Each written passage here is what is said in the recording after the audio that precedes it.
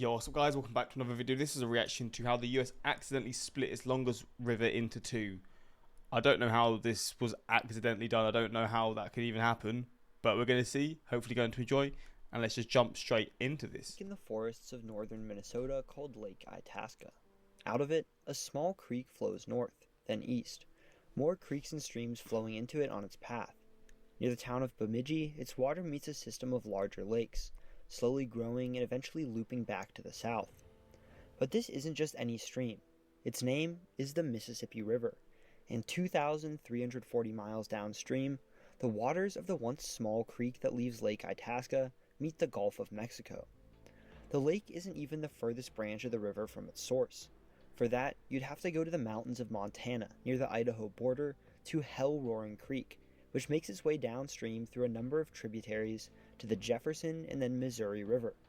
The Missouri then winds across the Great Plains and Midwest to just outside of St. Louis, Missouri, where it flows into the Mississippi. If you measure from Hell-Roaring Creek, the Mississippi is the fourth longest river system on Earth. The Missouri, from its headwaters to its confluence with the Mississippi, is actually 1 mile longer than the entire Mississippi from Lake Itasca to the Gulf of Mexico. Because of this, some people believe that it should be viewed the other way around, with the Mississippi considered to flow into the Missouri and not vice versa. But that would ignore the actual amount of water flowing through the rivers themselves. If you measure the volume of the two rivers' discharge at the confluence, significantly more water is flowing through the Mississippi, which drains a much lusher region with higher rainfall than the more arid regions drained by the Missouri. Other huge tributaries like the Ohio, Arkansas, Tennessee, and Red Rivers add even more water to the river's mouth in the Gulf of Mexico. All in all, it drains 40% of the contiguous US as well as parts of southern Canada. But only 70% of the water that flows through the river at its That is crazy how it leads to all these waterways. Like, that is so much. And you can just see the importance of it based off all of these smaller rivers that come off of it. Greatest extent actually makes it to the river's mouth. What happens to the other 30%? It breaks free from the river, flowing to the Gulf through another route. Even stranger, this changing of the river's course is in large part an accident, caused by one man. Hello and welcome to That Is Interesting. I'm your host Carter. Today, one of the largest rivers on Earth is splitting in two, trying to change course, and it might not be able to be stopped at all. This episode is brought to you by CuriosityStream, the best place to find and watch documentaries about science. Stream has exclusive collections. Secure the bag, baby. Big fan of Secure the bag. Documentaries on music they release. If you have a laptop, TV, or mobile, scan the QR codes. And for my fans, use promo most affordable /TR is con and save 25% right now. The Mississippi River is constantly changing course. The easiest way to tell is to follow the river's path south, where it forms the border between 10 different states.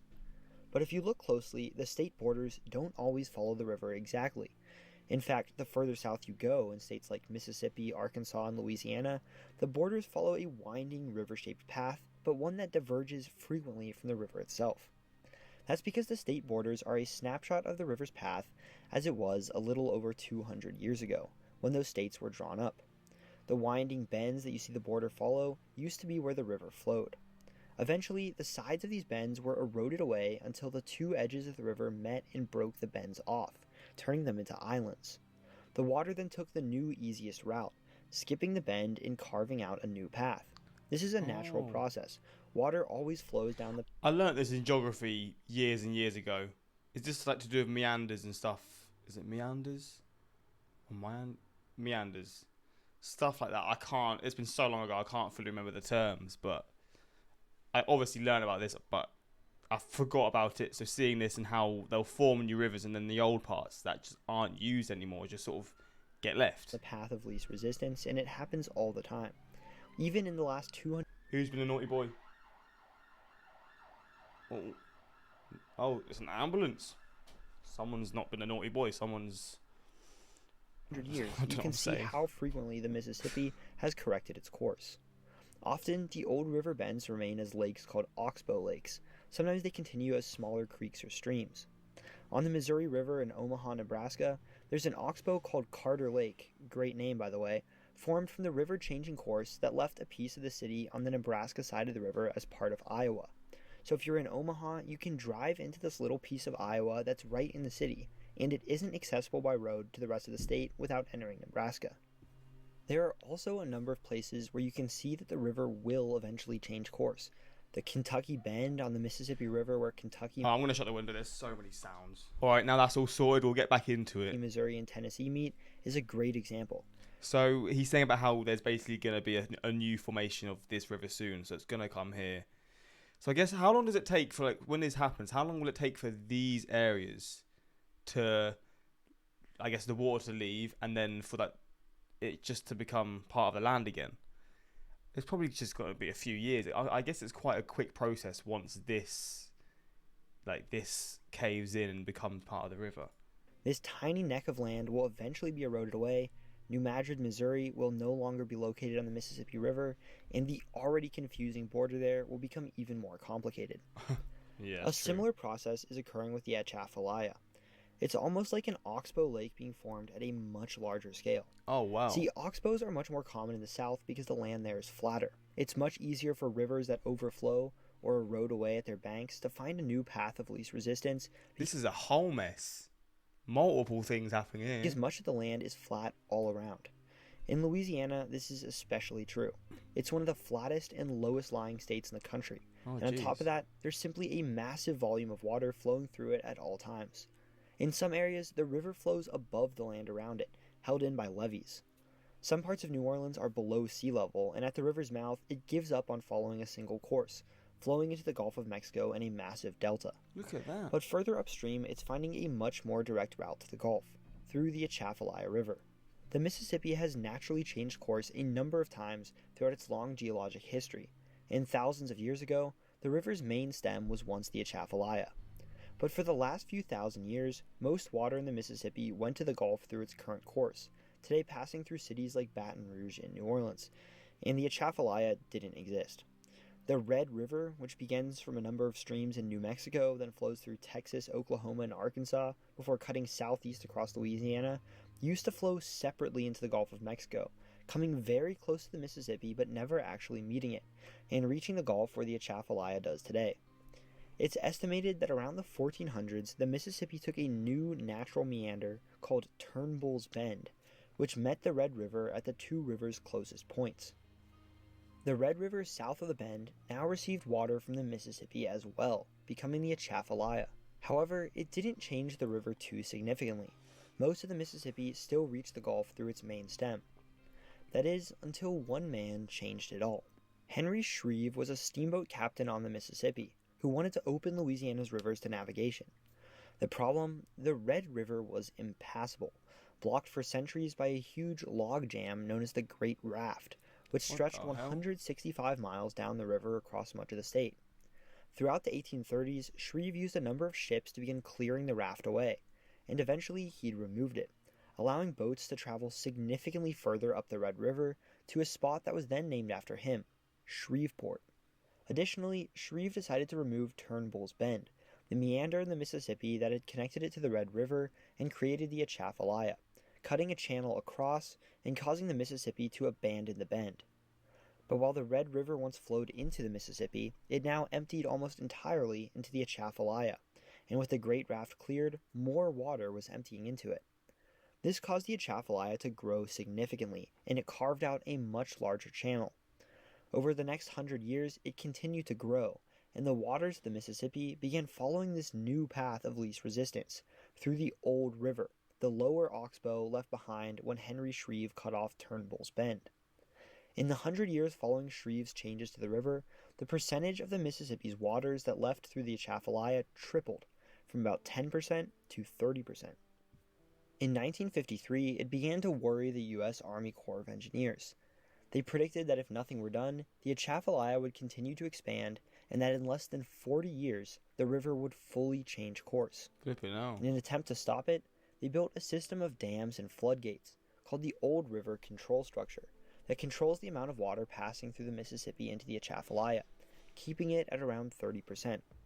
Since then, it has been fairly successful. Thank God for human engineering, man, because if that happened, that would cause, I guess, a lot more issues that we can genuinely understand, because the Mississippi goes into so many other rivers. It links rivers to all these cities and towns, and they're so important to these towns for so many reasons.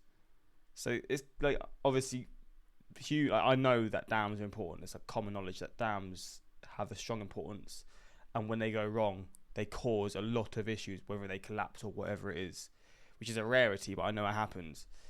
But the fact that they can control this and obviously stop this from happening, just thank God for human engineering, man. Honestly. But many worry that it's only a matter of time. An enormous volume of water flows through the Mississippi, and as the Atchafalaya is an easier course to the Gulf, it's hard to imagine that it can be held back indefinitely. A few major floods have already nearly seen the control structure fail, Oh, and it's wow. easy to imagine a hurricane or flood destroying the earthen dams and causing the river to follow an easier course. As sea levels rise, low-lying Louisiana is losing land at a rapid pace. But in fact, one part of the state's coastline is actually growing, the mouth of the Atchafalaya, as the That's so wild. That's so fascinating to me how it's just becoming more and more land here. Like compared to this. ever-widening river continues to deposit sediments Oh, sorry, compared to this and this. I mean, it's both, really. That's so interesting. carried from upstream in the Mississippi into the Gulf. Should the river change course, which seems almost inevitable at this point, it would potentially destroy the economy of Louisiana and seriously damage the U.S. economy overall. New Orleans and Baton Rouge, the state's two largest cities, sit downstream of the at-risk Old River control structure, as do the 1st, 7th, 9th, and 10th busiest ports in the entire country. The mouth of the Mississippi River is an essential point for global trade, connecting much of the country's interior with the outside world, and shipping oil and grain across the globe. Were it to change course, it would be incredibly detrimental, especially to New Orleans and Baton Rouge, cities which already struggle with high levels of poverty as is. On top of that, the Atchafalaya Basin downstream of the control structure would likely face devastating flooding as the might and volume of the Mississippi greatly increases the amount of water flowing through it, and the thousands of people living downstream would need to be evacuated. In the long run, the entire shape of the state's coastline would likely change noticeably.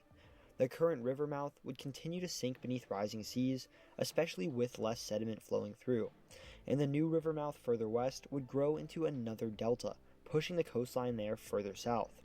Although in part a natural process, the changing course of one of the largest rivers on Earth has also been largely shaped by the unknowing actions of one man nearly 200 years ago, actions whose repercussions are still being dealt with today. I want to give a big thank you to everyone who's already Well, joined there we go. I mean, I've always found this stuff interesting. I'm not really the smartest when it comes to it because, I mean, when I did learn it in school, obviously it's quite a long time ago now. I'm not a spring chicken, so I'm not. I don't know why I said that phrase, but like, I don't fully remember the terminology and stuff. But I did always find it fascinating, and seeing how this can change and how it can actually add land in certain aspects is just weird in itself. I don't know if it's usable land. It's probably all land that's very wet and I don't want to say swampy, but just not usable. But it's fascinating how it works. I grew up in Morgan City near Atchafalaya. That's so hard to say. Atchafalaya, and was always told that is not if the Mississippi River overtakes the Atchafalaya, but when. Also, kudos on your pronunciation of Atchafalaya. I've nailed it too, man. It's just built into me.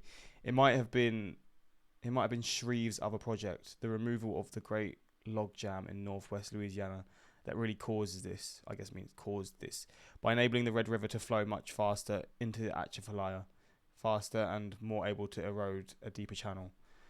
But there we go. I mean, this shows, I guess, how something so important could be, is somewhat struggling now, but could really struggle over time and cause a lot of problems because the Mississippi River is like the heartbeat to the US. Don't get me wrong, I know the US is a country that probably can sort this out, but it's like the heartbeat of the US, and for so many major cities and states and stuff, it shows how, I guess, one wrong move or something going wrong, like you said, a hurricane could cause a whirlwind of problems. But this is just a look into this. I found this really interesting. Hopefully you did as well. And until next time, subscribe and peace.